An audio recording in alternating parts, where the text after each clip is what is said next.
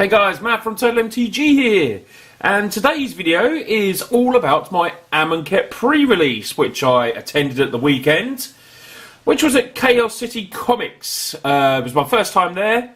Really enjoyed it. It was a great atmosphere in there. There's probably about 32 to 36 entries, I think, and there was people waiting to play in case people dropped out as well. But I must say, it was a very friendly shop. I even met a subscriber there, just come up to me. Danny, you're getting a shout out, thank you very much, because he donated a Harsh Mentor to the channel, so I will be building around that card, so thanks a lot, Danny, for that. And it was nice just to, randomly meet someone that followed the channel. It was absolutely, I was overwhelmed, but we had a really good day there. Really nice shop, and it was really well laid out with the tables and everything like that. So I will tell you about all the matches that I did, but first of all I want to have a look at the deck. My deck went 4-1, so none too shabby. I was a bit worried in the first game when I lost my first game and I was on table 1, obviously because my name was alphabetically right and I was in table 1, and then all of a sudden I went from table 1 downstairs to table 15, which was quite embarrassing, just because I just said hello to my fan and then all of a sudden I was downstairs. But let's have a look at the deck. So my deck was a black-white graveyard theme sort of deck where I could recur stuff. It was a lot of low-powered aggro creatures, and it worked really, really well. As you can see from just on the first page of the creatures that I bought, my main bomb probably was Bontu the Glorified, which I only saw once, unfortunately, but it did win me a game. So hats off to Bontu. I did like it after that. I was like, yo, I want to find my Bontu quick, but I just never did. So I've had it for one game. So Dreaded Wanderer was one of my rares. Enter the battlefield tapped, and you can just recur this. This was really good. It's a 2-1 for 1. Does enter tapped, like I say, but you can pay 3, return it from your graveyard to the battlefield. Only any time you can cast a sorcery if you have one or fewer cards in hand. So nice early play, and it's always something that you could potentially get back later on as well. And we do have a lot of low casting cost cards, so it was always time when I could always get this back, and it was really, really good. Just block, go back, and then potentially bring it back as well. Fanbearer, just a great card. Pay 2, tap target creature, anything big. Fanbearer can deal with it. They have to deal with it, otherwise you'd just be able to tap down their main creature every time. And it was really good. Although to be honest, I didn't see it that often. Which is strange, some of the cards just never saw. Dune Beetle I saw a lot. So it was a 1-4, just a vanilla 1-4 creature, nice blocker. Yeah, just Dune Beetle, great card. Gust Walker, definitely one of my all-stars. You may exert Gust Walker as it attacks. When you do, it gets +1/1 and flying. So it's a 2-2 for 2, which is good. But you can exert it when it attacks, and obviously with the exert means it doesn't untap. But we had ways in our deck to attack with it and then untap it straight away. We could maybe flash in the Vizier Deferment, as you can see here. When it enters the battlefield, you may exile a creature if it attacked or blocked this turn, which obviously we were doing with Gust Walker. I got this turn 2, turn 3 very, very quickly. I got a lot of times in my games, and it certainly helped me put on a lot of pressure. And it was really, really good. And if it did die, Grave Digger was there to maybe get back one of these creatures and do it all again. Miasmic Mummy was decent. When it enters the battlefield, each player discards a card. Because I have ways of recurring, it didn't really bother me too much. It was nice if I could bounce it with Vizier and make our opponent discard a card, then discard another card. Really cool. Some of the other creatures were just good. 3-2 with Menace, Cursed Minotaur. Those Who Serve was just a big block of 2-4. Unwavering Initiate was really good as well. 3-2 Vigilance Embalm creature, so it could always come back itself. I didn't need to sometimes Gravedigger it back, or other ways that you'll be able to see in a minute. So yeah, that was quite good. So we're going to have a look at our other creatures here. We have Pitless Vizier. It's a nice creature, 4-2. Whenever you cycle or discard a card, it gains indestructible. We had a little bit of cycling there, but not too much. Obviously discard with the Miasmic Mummy, but it wasn't really used there. It's just a nice 4-2, and if we could make it indestructible, it was good. Sparring Mummy, like I say, enters the battlefield, untap a target creature. Worked brilliantly with Gust Walker. Put this in. It's a 3-3 for 4, but it did have the ability to untap your exert creatures. Very nice card, Sparring Mummy. Supply Caravan as well. Anything that whether it was tapped, you could then create a 1-1 warrior with this. We had ways to make tokens in this, which was my sort of plan with Bontu as well, where we could sacrifice scry 1, each player loses a life, so we had ways to hopefully make some tokens. And this is pretty good as well, if you could maybe blink this late game. And the one little, well, I'll say it's a bomb, but it wasn't really a bomb, Seraph of the Suns, but it is a 4/4 flying indestructible creature. It does cost 7, but it's very, very hard to deal with. Flyers are always hard to deal with, and when they're indestructible, they're even harder. With there not being, the greatest amount of removal in this set, people were having, their decks were very sparse with removal, so this would be very hard to deal with and could definitely finish us the game. So looking on to some of the other cards, the enchantment, instants and sorceries. Cartouche of Solidarity I played. Enchants creature, like I said, it make a token. When it enters the battlefield, you create a 1/1 warrior creature with vigilance, and it gives our creature +1/1 and first strike. Got it out a couple of times. Nice card. Renewed Faith I played. Maybe I thought there'd be a lot of aggro decks, which there was, and I thought the 6 life would be very helpful, and if not, we could cycle it and still gain 2 life. And it worked a little bit with the Black Vizier, that the one with 4/2 that we could make indestructible. Splendid Agony was a bit of my removal. It was nice, shrinking down creatures, distributes 2 -1/1 counters among 1 or 2 creatures you control. And I came up against a lot of 4/1 creatures. So this played really well into that, where I could kill 2 high-powered creatures but had very low toughness. Start as well, create 2 1/1 warrior tokens with vigilance, really good. Building this up, low power creatures, so if I wanted to just swarm the board, this is what I was doing as well. I had the ability to make a few creatures that really helped out, and the plan, like I said, was if I could get Bond 2, it might be a way to finish off, or get Bond 2 activated. And it also has finish there for the aftermath for additional cost. You sacrifice a creature and then destroy target creature. It was pretty sweet as well. Wandering Death was really good. Return up to 2 target cards from your graveyard to your hand. I think I used it to cycle once when I had nothing in there. I needed to draw cards, and it was lucky I did, because it helped me, basically get back into a game. I had nothing in the graveyard. There was nothing looking like it was going there, but many times I did use it for the return 2 target cards, with Grave Digger returning stuff back as well. And also you can see I had Dusk and Dawn. Dusk was brilliant in my deck, because I didn't have a lot of high-powered stuff, so I could basically sometimes just clear the board and then use Dawn to get back everything power 2 or less, and I had a lot of that, as you can see. Final reward, very high mana, but it did exile a target creature. It does cost 4 and a black.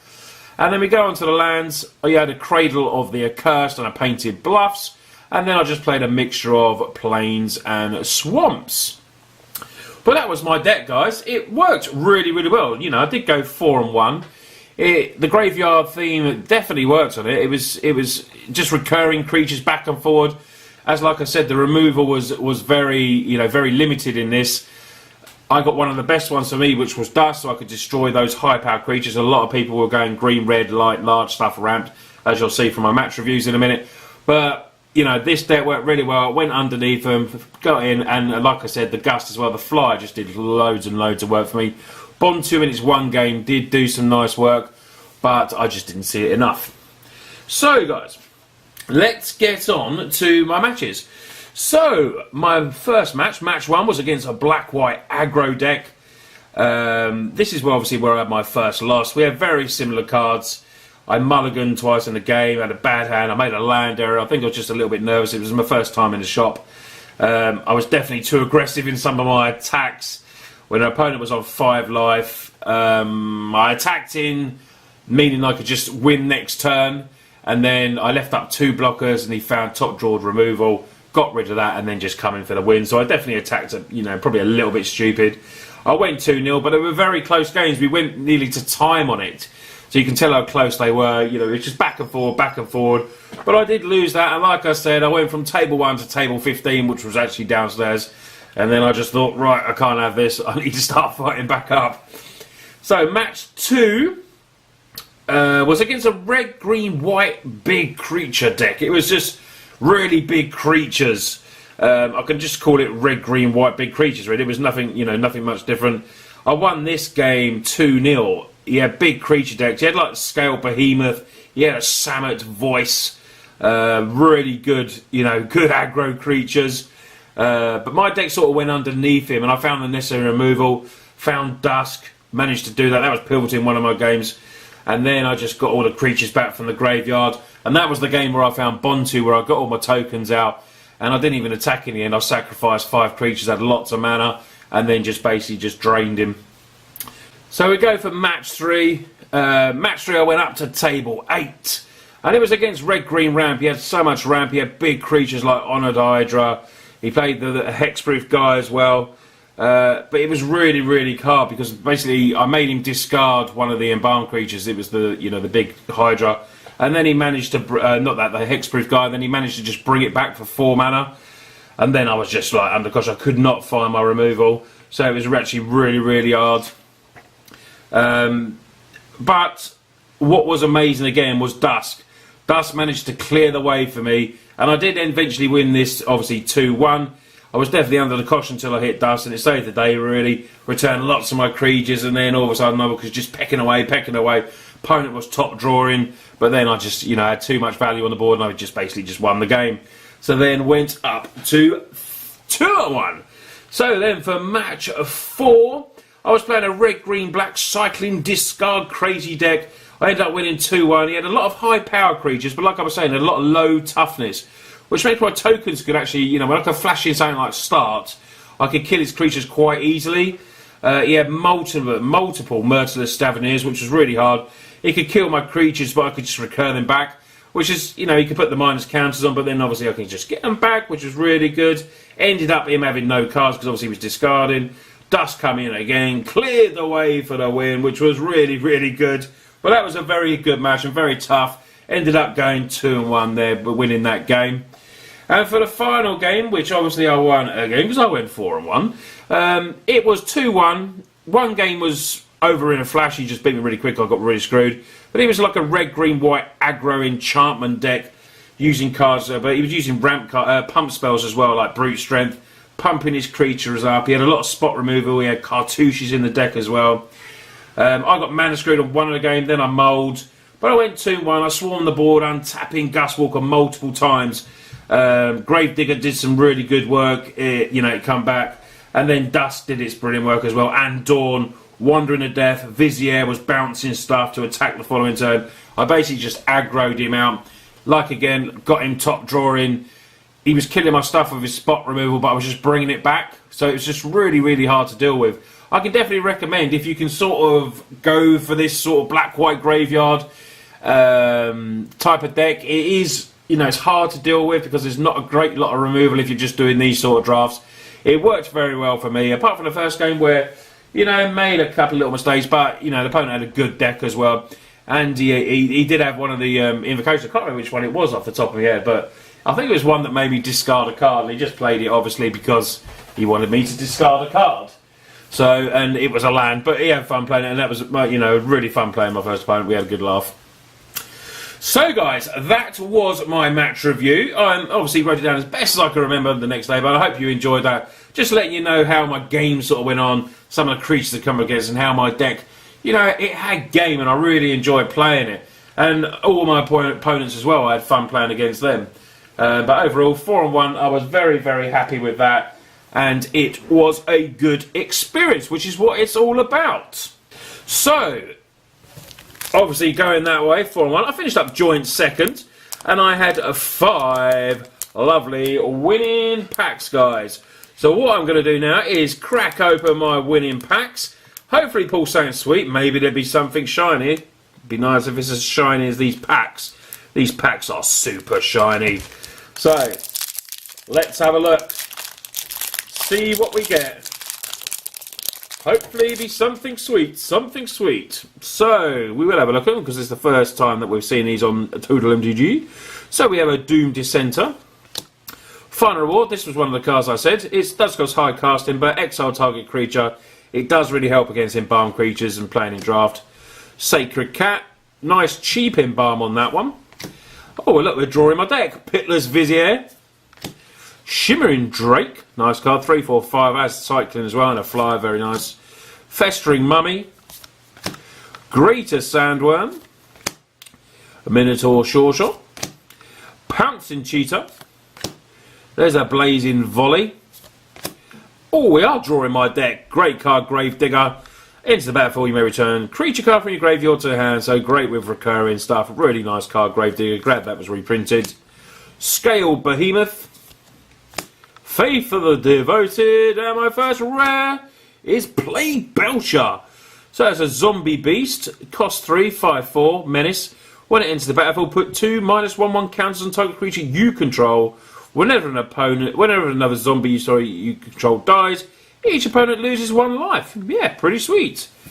Oh, we get a nice full art. That's my first full art from all those 6 packs I got. Didn't get one of this. It's supposed to be 1 in 4, but that's that's my first mountain. Very, very sweet. So let's get on to the second winning pack. Here we go. Right. Just wait to get in focus. Come on, there we go. Hieroglyphic Illumination. Splendid Agony. Anointer Priest.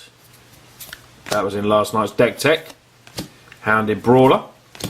Illusion Warrings. Oh, there's a nice Fling. I love Fling. Play that in Modern in fun decks. Dissenter's Deliverance. Haze of Pollen. And there's one of the cartouche. Cartouche to Zills. I forgot to say as well, I actually pulled all the cartouches except for the blue one. I nearly was going to do a deck around this, and luckily I didn't. So there's Time to Reflect, our first uncommon. Cost of 1, exile target creature. That blocked or was blocked by a zombie this turn, so very situational. Deem Worthy. Devoted Cropmate, and a rare. Oh, great, we get a Harsh Mentor. So this is actually our 3rd Harsh Mentor that I've got. Because one of our, like I said, Danny, thank you very much, donated one. And then I did my first trades with one of my friends yesterday, Sam, first ever trades, and he got a bundle of cards for his Harsh Mentor. And now we've pulled our 3rd. So Danny, that deck is becoming real. And we get, another Full Art Island. Can't complain about that. You know I'm blue. And we've hit 2 Full Arts. I didn't hit any the other day. And now I've hit 2 in 2 packs. But nothing shiny other than the packs themselves at the moment. So, Naga Oracle, Scarab Feast, not too bad. Forsake the World, exile target artifact and charmer, and I had this in my sideboard in case it needed to come again, but I didn't really change my deck because it was working well. There's a Hooded Brawler, the old Dune Beetle, Dung Beetle as I call it. Ornery Kudu, Bloodlust Inciter, and Evolving Wilds. Giant Spider.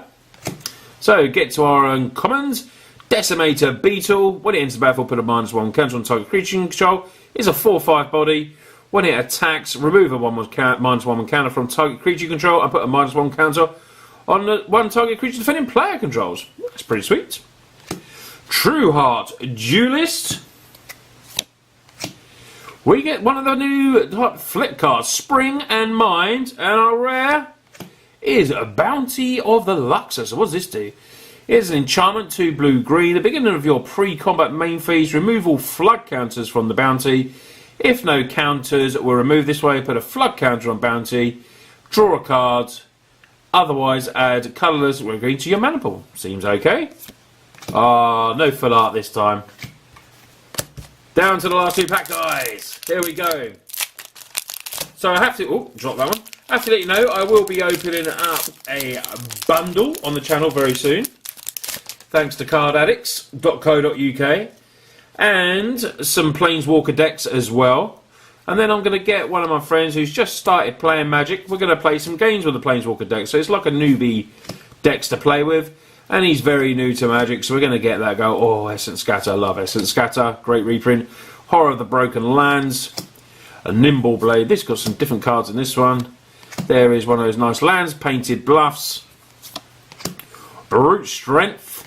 So go to our uncommons. Sacred Excavation. Return up to 2 target cards with your Cyclone from your graveyard to your hand. Not too bad. Grim Strider. Gets -1 for each card in your hand. 6/6. Censor. Oh, get my first Censor. Very nice. Can't target spell unless the controller pays 1. And we draw a Commit, another blue spell. I'm not going to be complaining about blue spells. Put a target spell of non-land permanent into its owner's library, second from the top. And then it has a Memory, which is the Aftermath. Each player shuffles his hand and graveyard and then draws 7 cards. Seems okay. An island. Oh, nothing shiny. So we're down to our last pack. Packs have not been too bad. Harsh Mentor's nice. That's the money one. don't know prices too much, but I don't think anything else is too expensive. But Harsh Mentor is definitely a nice card. That's about $12, $13, I think. And Will Rise. Cartouche and Knowledge, that was the one I was missing. Avon Initiate. Orokopish. Oasia Cultivator, that's not a bad card. Saw that in the draft a few times. Evolving Wild. Right, here we go. So we get our first Gale Strike. Return target tap creature to hand. You get to draw a card. Dust cost 3. Okura's a Monument. Trial of Ambition. And our final rare. Throne of the God Pharaoh. Now this is interesting because this was the card that I was building around last night. So if you haven't seen yesterday's deck tech, make sure you go and watch that. It is a Crypto Throne green-white deck. Really, really fun. So I'm glad I got my first one. At the beginning of your end step, each opponent loses life equal to the number of tap creatures. And I've got a crazy green-white crypto deck there. Make sure you go and check that out. Anything? Oh, we get another full art. And we get one of these ones where you can go and take them off. But nothing shiny. No special shiny cards. But we got 3 full arts out of 6 packs, which is definitely none too shabby. Anyway guys, I hope you've enjoyed this video and me telling you about my pre-release experience. I hope you all went well. Don't forget to leave in the comments, let me know how you all got on. Did any of you go 5-0 or anything like that? Or was your pulls bad, or did you pull some lovely shiny goodness? Make sure you always let me know. Please leave a like and subscribe. And don't forget to go, still time to enter the 2K giveaway for the Amonkhet bundle. Links will be below for that as well. Thanks a lot for watching, take care, and I'll see you soon.